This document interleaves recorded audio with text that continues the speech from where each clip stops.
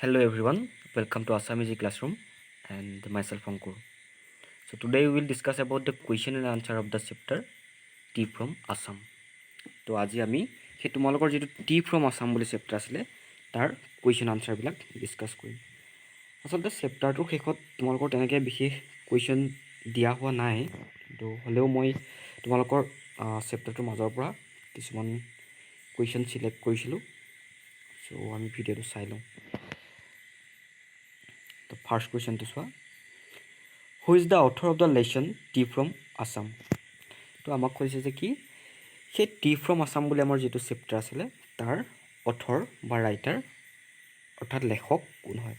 তো আমি সেইটো জানোৱে যে অৰূপ কুমাৰ দত্ত হৈছে সেই চেপ্টাৰটোৰ টি ফ্ৰম আসামৰ অথৰ। তো আনসাৰটো হ'ব কি Arup Kumar Dutta is the author of the lesson Tea from Assam hall. Next চোৱা, হু ইজ প্ৰাঞ্জল। তো আমি চেপ্টাৰটোত গম পাইছিলোঁ প্ৰাঞ্জল কোন হয়, এটা অসমৰ য়ংষ্টাৰ হয়, সৰু ল'ৰা ডেকা ল'ৰা মানে। Pranjal is a youngster from Assam. তো প্ৰাঞ্জল এজন য়ংষ্টাৰ হয়, ক'ৰ হয় তেওঁ অসমৰ।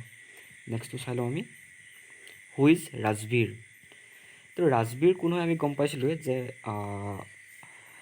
প্ৰাঞ্জলৰ ক্লাছমেট আছিলে আৰু ক'ত পঢ়িছিলে তাহাঁতি দিল্লীৰ এখন স্কুলত। তো আনচাৰটো কি হ'ব, Rajbir is a classmate of Pranjal at A school in Delhi. Rajbir হ'ল প্ৰাঞ্জলৰ এজন ক্লাছমেট আৰু ক'ত আছিলে তেওঁলোক ক্লাছমেট, দিল্লীৰ এখন স্কুলত। Then which tea estate is managed by Pranjal's father. তো প্ৰাঞ্জলৰ দেউতাক কোনখন টি ষ্টেটৰ মেনেজাৰ আছিলে বা কোনখন টি ষ্টেট মানে চাহ বাগান তেওঁ মেনেজ কৰিছিলে। তো সেইটো আমি জানোৱেই ঢেকীয়াবাৰী। তো আনচাৰটো হ'ব কি, the Dhekiabari tea estate is manage by Pranjal's father. তো প্ৰাঞ্জলৰ দেউতাকে সেই ঢেকীয়াবাৰীৰ যিখন চাহ বাগিচা আছিলে সেইখন মেনেজ কৰিছিলে। নেক্সটটো চাই লওঁ, which state is the largest concentration of tea garden in the world. তো কোনখন ৰাজ্যৰ কনচেন্ট্ৰেশ্যন মানে একাগ্ৰতা হয় আচলতে। আমি এতিয়া ইয়াতে কোনখন ৰাজ্যত চাহ বেছিকৈ উৎপাদন হয় সেইটো কুৱেশ্যন সুধিছে বুলি ভাবিব লাগিব। তো সেইটো গম পাওঁৱে আমি, অসমত কি হয় আটাইতকৈ বেছিকৈ চাহ উৎপন্ন হয়। গতিকে আনচাৰটো হ'ব কি, Assam has the largest concentration of tea garden in the world হ'ল। নেক্সটটো চাই লওঁ, where and when tea was drunk for the first time. তো চাহ পোন প্ৰথমবাৰৰ বাবে ক'ত আৰু কেতিয়া প্ৰথমবাৰৰ বাবে খোৱা হৈছিল বা পিয়া হৈছিল। তো আনচাৰটো কি হ'ব যে চাইনাত, আমি চেপ্টাৰত পাইছিলোঁ যে চাইনাত 2700 BC আগতেই চাহ খোৱা হৈছিলে। তো আনচাৰটো হ'ব কি, tea was first drunk in China as far back as 2700 BC হ'ল। নেক্সট কুৱেশ্যনটো চাই লওঁ, when did tea come to Europe. When did tea come to Europe, ইউৰোপলৈ কেতিয়া চাহ আহিছিল। তো সেইটো আমি চেপ্টাৰটোত পাইছিলোঁৱেই যে 16th century আহিছিলে বুলি, অৰ্থাৎ 16 শতিকাত। তো আনচাৰটো হ'ব কি, T came to Europe in the 16th century। 16 শতিকাত ইউৰোপলৈ চাহ আহিছিল। নেক্সটটো চাওঁ আমি, when does the best tea yields. কেতিয়া আটাইতকৈ ভাল চাহ, উত্তম চাহ উৎপন্ন হয় বা উৎপাদন হয়। তো আমি সেইটো পাইছিলোঁ চেপ্টাৰটোত। যদিহে আমাৰ আগৰ দুটা ভিডিঅ' আছিলে, সেই ভিডিঅ' দুটাত আমি সেই চেপ্টাৰটো যিটো তোমালোকৰ টি ফ্ৰম আছাম বুলি আছিলে সেইটো আমি এটা অসমীয়াত এক্সপ্লেনেশ্যন দিবলৈ যত্ন কৰিছিলোঁ। তো তাতে এবাৰ চাই ল'বা যদিহে ভিডিঅ'কেইটা চোৱা নাই। তো আনচাৰটো চোৱা কি, the best tea yields during the second sprouting period. দ্বিতীয়বাৰৰ বাবে যেতিয়া চাহ গজা হয় সেইটো পিৰিয়ডত আটাইতকৈ ভাল চাহ উৎপন্ন হয়।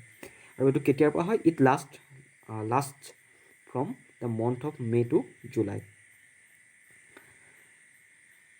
মে' মাহৰ পৰা জুলাই মাহলৈকে সেইটো হয়। What was the Chinese legend about discovery of tea. ইয়াতে চাইনাৰ যিটো কিংবদন্তি আছে চাহৰ আৱিষ্কাৰক লৈ সেইটো কুৱেশ্যন সুধিছে।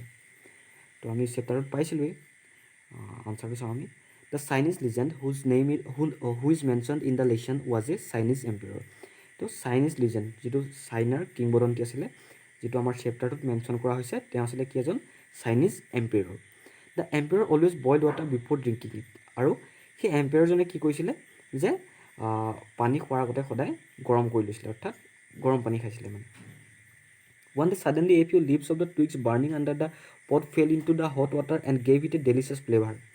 আৰু কি হ'ল, এদিন সেই পানী উতলাই থাকোঁতেই সেই যিবিলাক হেৰি আছিলে তোমাৰ পাত আছিলে, তাৰ পৰা পাত কেইটামান আহি ক'ত পৰিছিলে, সেই উতলি থকা পানীত পৰিছিলে, বা উতলি থকা নহয়, উতলি থকাও হ'ব পাৰে বা গৰম হ'ব পাৰে। তো গৰম পানীত পৰিছিলে and gave it a delicious flavour. আৰু এইটো এটা সুস্বাদু সোৱাদ দিছিলে। It is said that those were tree leaves. আৰু এইটো কোৱা হয় যে সেই যিবিলাক পানীখিনিত, গৰম পানীখিনিত পৰিলত এটা ডেলিচিয়াছ ফ্লেভাৰ দিছিলে, এটা সুস্বাদু সোৱাদ দিছিলে, সেইটো সেই পাতখিনিক কি বুলি কোৱা হয়, চাহপাত বুলি কোৱা হয়। নেক্সটটো চাম আমি এতিয়া। What was the Indian legend about discovery of T. তো ভাৰতৰ যিটো কিংবদন্তি আছে আমাক সেইটো কুৱেশ্যন সুধিছে, ভাৰতৰ কি কিংবদন্তি আছিলে। তো আমি আনচাৰটো চাওঁ। দ্য ইণ্ডিয়ান লিজেণ্ড হুজ name is mention in the chapter was বুদ্ধি ধৰ্ম। তো ইণ্ডিয়ান লিজেণ্ড, ইণ্ডিয়ান যিটো কিংবদন্তি আছিলে, ভাৰতীয় যিটো কিংবদন্তি আছিলে, আমাৰ চেপ্টাৰটোত যাৰ নাম মেনশ্যন কৰা হৈছে তেওঁৰ নাম কি হৈছে, Bodhidharma. He was an ancient Buddhist ascetic. তো এজন বৌদ্ধ ধৰ্মীয় সাধু আছিলে। He cut off his eyelids because he felt sleepy during meditation. আৰু তেওঁ কি কৈছিলে, তেওঁ নিজৰ চকুৰ পতাকেইটা কাটি পেলাইছিলে। কিয় কাটি পেলাইছিলে, যে তেওঁ ধ্যানৰ সময়ত খুব টোপনি আহিছিলে। 10 tree plants grew out of those eyelids, and when the leaves of those plants put in hot water and drank, that vanished sleep. আৰু সেই আইলিডছটো মানে তেওঁৰ যিটো চকুৰ পতাটো কাটি পেলাই দিছিলে, ধ্যানত টোপনি নিদ্ৰাই তেওঁ বাধা দিয়াৰ বাবে কাটি পেলাই দিছিলে। আৰু তাৰ পৰা কি হৈছিলে, 10 tree plants, 10টা চাহ গছৰ পুলি গজিছিলে বা উৎপন্ন হৈছিলে। আৰু সেই গছৰ পাতবিলাক যেতিয়া গৰম পানীত দিয়া হয় কি হয় আৰু খোৱা হয়, ডেট বেনিছ স্লিপ, সেইটোৱে নিদ্ৰা বিতাড়িত কৰিছিলে বা টোপনি আঁতৰাই দিছিলে। হ'ল সেইটো। নেক্সটটো চাওঁ আমি। Describe the view of Dhekiabari tea estate. তো ঢেকীয়াবাৰী টি ষ্টেটটো কোন আছিলে, প্ৰাঞ্জলৰ দেউতাক যিখন চাহ বাগিচাৰ বা চাহ বাগানৰ কি আছিলে, মেনেজাৰ আছিলে। এতিয়া আমি ইয়াৰ ডেছক্ৰিপশ্যনটো চাওঁ। Dhekiabari tea estate is situated in the upper Assam. ক'ত আছিলে, আপাৰ আছামত আছিলে বা উজনি অসমত। They saw' green forest and paddy fields on the way and then they saw' the tea bushes. They মানে ইয়াতে প্ৰাঞ্জল আৰু ৰাজবীৰৰ কথা কৈছে। তাহাঁতি যেতিয়া ট্ৰেইনত আহি আছিলে তাহাঁতি কি দেখিছিলে, দে চ' গ্ৰীণ ফৰেষ্ট, সেউজীয়া হাবি বা জংঘল দেখিছিলে, এণ্ড পেডি ফিল্ডছ, শস্যৰ পথাৰ দেখিছিলে। পেডি ফিল্ডছ মানে শস্যৰ পথাৰ।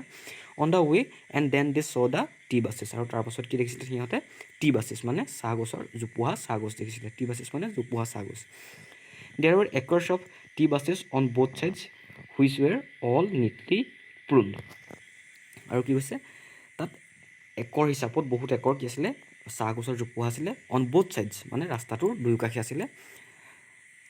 হুইচ ৱেৰ অল নিটলি প্ৰুণ্ড, যিবিলাক কি হৈছিলে সমান্তৰালভাৱে এটা সমান হাইটত কলম দি থোৱা আছিলে। চৰি, ইয়াতে মই যে ক'লোঁ তেওঁলোকে ট্ৰেইনত আহিছিলে বুলি, নহয়, তেওঁলোক আচলতে সেই ট্ৰেইন ষ্টেচনৰ পৰা যেতিয়া ঘৰলৈ আহি আছিলে তেতিয়া সেই ভিউটো মানে দেখিছিলে। ডেছক্ৰাইব দ্য মেগনিফিচেণ্ট ভিউ চিন বাই ৰাজবীৰ অন ইজ ৱে। ৰাজবীৰে সেই ভিউটো যে দেখিছিলে, যিটো দৃশ্য দেখিছিলে, ধুনীয়া দৃশ্য দেখিছিলে, সেইটো আমাক কি কৰিব কৈছে, বৰ্ণনা কৰিব কৈছে। তো আমি আনচাৰটো চাওঁ এতিয়া। As the train pulled out of the station, Rajbir saw' it was green and green এভৰিৱেৰ।